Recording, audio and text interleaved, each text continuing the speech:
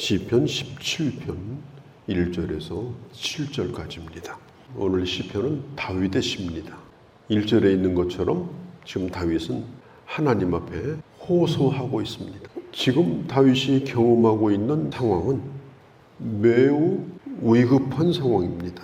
어느 정도인가 하면은 11절에 애워싸고 노려보고 지금 넘어뜨리려고 하고 있습니다. 12절에 움켜진 것을 찢으려고 하는 사자와 같이, 젊은 사자와 같이 지금 은밀하게 나를 노려보고 있습니다. 지금 이 다윗이 하나님 앞에 나는 기도합니다 이렇게 말하지 아니하고 나는 호소를 합니다. 살려달라는 겁니다. 그러면서 그가 이런 얘기를 해요. 나는 하나님 앞에 부끄러움이 없는, 흠을 찾아볼 수 없는 그런 사람인데 세상이 나를 핍박하고 있습니다. 어떻게 보면은 참 교만한 얘기 같죠. 착각하고 사는 사람 아닌가? 나는 죄가 없다, 나는 깨끗하다. 지금 그런 것을 주장할 때인가? 성경에 보면은 도마서에 모든 사람이 죄를 범하였다, 하나님의 영광에 이르지 못하였다, 의인은 없나니 한 사람도 없다. 성경이 일관되게 얘기하는 것은 모든 인간은 하나님 앞에 다 죄인이라고 말하는데 지금 기도하면서 하는 얘기가 거짓되지 아니한 입술에서 나오는 기도를 들어주십시오. 지금 다윗이 무슨 얘기를 하고 있는 것인가? 이것은 자신이 하나님 앞에서 아주 깨끗한 자다, 지금 그런 의미에서 하는 얘기가 아니고 지금 자기를 죽이려고 하는, 악행을 저지르려고 하는 그런 무리들의 지금 다윗이 둘러싸여 있잖아요. 그런데 다윗은 그들 한 사람 한 사람에 대하여 악을 행한 일이 없다는 거예요. 그들하고 원수를 지었든지 그들에게 피해를 줬든지 내가 그들을 미워한다든지 그런 일이 없다는 거예요. 그런데 그들이 나를 지금 죽이려고 하고 있다는 겁니다. 사실 이 다윗이 사울 왕을 죽일 기회가 있었어요. 한 번은 사울 왕이 잠자고 있는 그 막사까지 찾아가서 그 자고 있는 거 보고 나왔잖아요. 또 사울 왕이 그 굴 속에 혼자 들어왔을 때 그때 다윗이 굴 속에 있었거든요. 그런데도 다윗이 사울을 죽이지 않고 살려서 보냈습니다. 그들이 나를 집요하게 안 되기를 바라고 미워하지만 나는 그들을 미워한 적이 없습니다. 그들에 대하여 아무 허물도 없습니다. 오히려 그들을 내가 살려줬습니다. 그가 죽기를 원치 않습니다. 그러니 하나님, 내 기도를 들어주소서. 그들이 원하는 대로 되면 안 됩니다. 그건 너무 억울한 일입니다. 하나님은 어떤 자의 기도를 들으시느냐? 진실한 사람의 기도를 들으십니다. 같이 싸우고 다투고 미워하고 지속적으로 협의를 하면서 하나님 저 사람 손 좀 봐주세요. 그런 기도는 왜 하나님이 그런 기도를 들으시겠어요?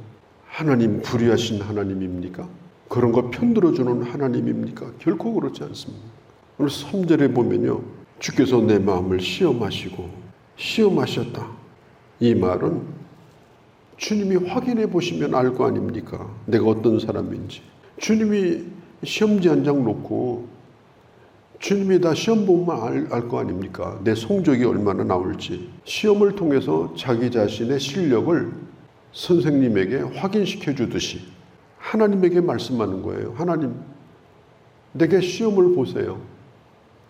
나는 그런 게 없는 사람입니다. 밤에 찾아오셔가지고, 오늘 성경에 말씀하죠.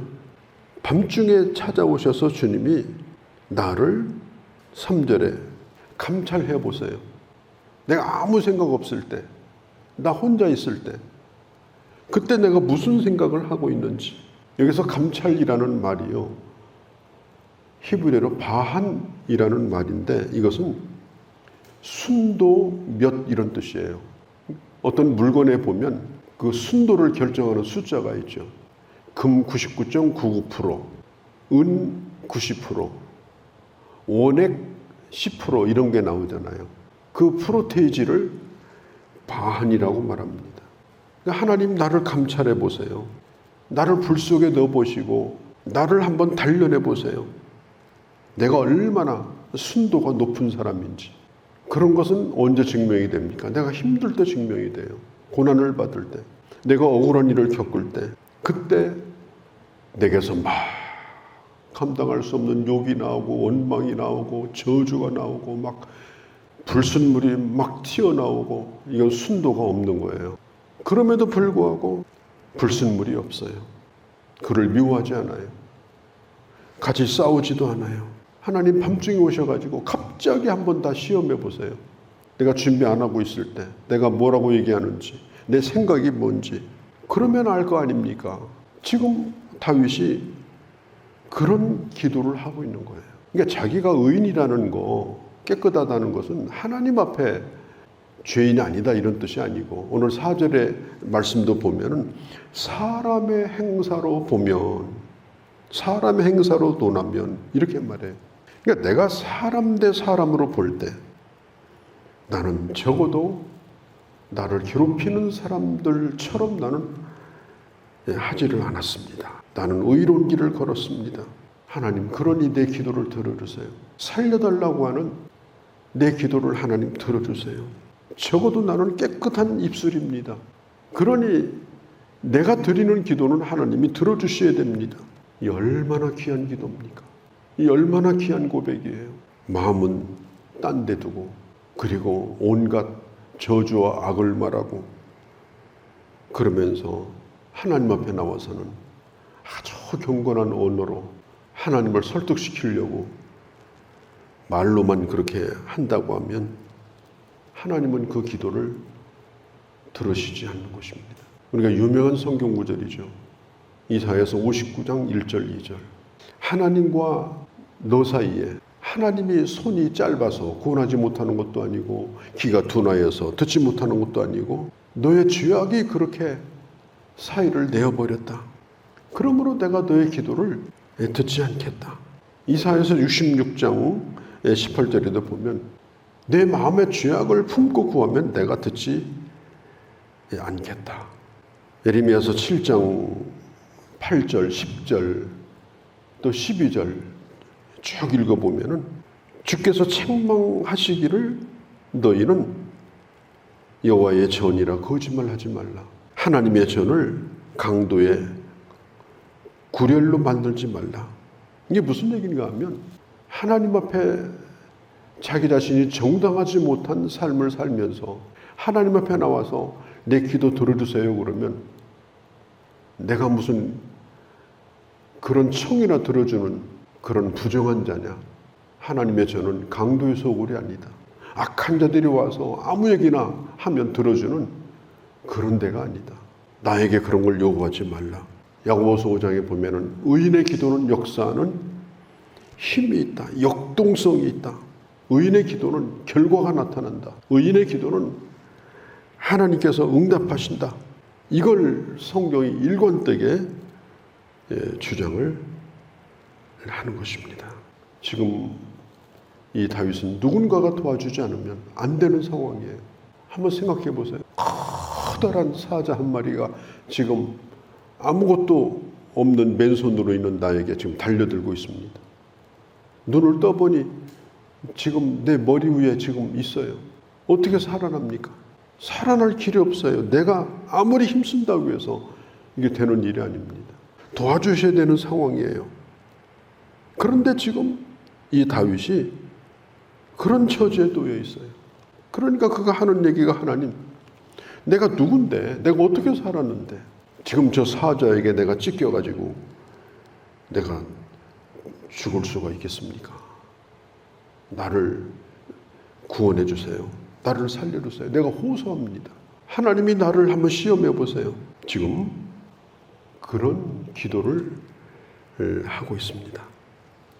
그러면서 이 다윗은 자기 기도의 응답에 대한 확신을 가지고 있어요. 6절에 보면 하나님이여 내게 응답하시겠으므로 내가 주님을 불렀습니다. 그랬어요. 그냥 본능적으로 살려달라고 부른 것이 아닙니다. 응답하시겠으므로 내가 주님을 불렀습니다. 주님은 내 기도를 응답하실 겁니다. 내게 귀를 기울여 내 말을 들어주소서. 기도는 바로 이렇게 기도하는 것입니다. 간절한 호소, 그리고 응답에 대한 확신, 그걸 믿고서 기도하고 또 그렇게 기도하는 자에게 주님이 응답하십니다.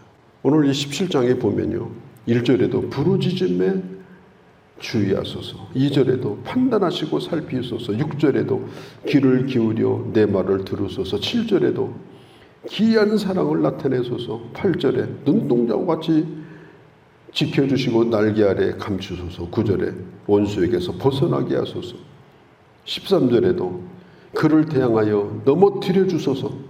지금 이 기도는요, 아주 간절한 구원의 요청입니다. 지금 막 덮쳐오는 거예요, 원수들이. 그런 상황에서 드리는 그런 기도인데, 오늘 8절에 보면은 아주 아름다운 기도의 한마디가 있습니다. 나를 눈동자처럼 지켜주시고 나를 날개 아래 품어주소서.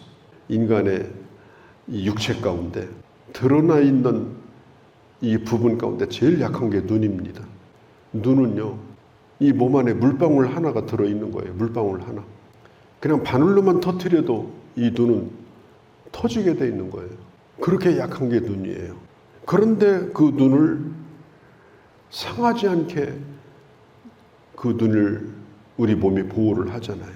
끊임없이 눈물을 흘려서 씻어내고, 또 뭐가 들어오려면 그냥 반사적으로 눈을 감고, 그러면서 이 약한 눈이 이렇게 드러나 있는데도 이제까지 지켜준 거예요. 그러니까 하나님께 기도하기를, 하나님, 내가 그런 몸에 박힌 눈처럼 내가 약합니다. 지금 위험합니다. 내 몸이 내 눈을 지키듯이 하나님께서 나를 지켜주소서, 나를 보호해 주소서, 그리고 주의 날개로 나를 품어주소서. 이렇게 지금 기도하면서 마지막 결론적으로 이렇게 말합니다. 주의 형상으로 만족하리이다. 내가 주의 얼굴을 배울 겁니다. 주님과 내 관계는 절대로 깨지지 않습니다. 그리고 나는 주님에게서 내 시선을 결코 떼지 않을 것입니다. 악인들이 아무리 흔들어도 주님과 내 관계는 흔들리지 않습니다. 확신을 가지고 있습니다. 그러니까 뭐 이게 정신이 오락가락하는 상태에서 살려달라고 하는 것이 아니라 아주 분명한 주님에 대한 확신, 기도응답에 대한 확신을 가지고 오늘 주님을 끝까지 바라보면서 이렇게 말합니다. 내가 오늘 그럴지라도 만족하다는 말은 행복합니다. 나는 행복한 자입니다. 내가 주님께 기도할 수 있고, 또 오늘도 주님 안에서 살 수 있고, 또 주님이 나를 지켜줄 것이기 때문에 나는 불행한 사람이 아닙니다. 나는 행복한 사람입니다. 그런 고백으로 오늘 이 기도를 마무리를 하고 있습니다. 시편 이 17편의 말씀 얼마나 귀한지 몰라요. 우리가 힘들고 어려울 때 그냥 이 기도를 따라 읽으셔도 됩니다. 내 믿음으로, 내 고백으로, 내 확신으로, 그리고 하나님 앞에 그런 기도에 합당한 자로 내 스스로가 서면서 주님 앞에 구할 때 그 기도는 능력 있는 기도가 됩니다. 하나님 응답하십니다.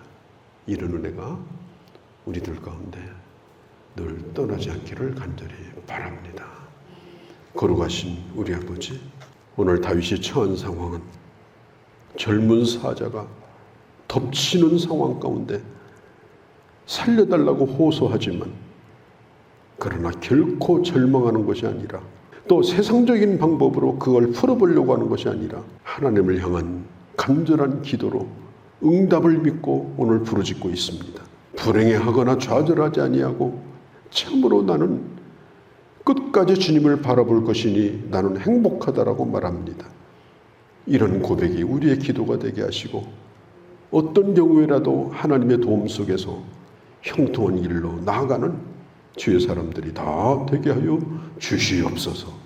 우리 주 예수님의 이름으로 기도하옵나이다.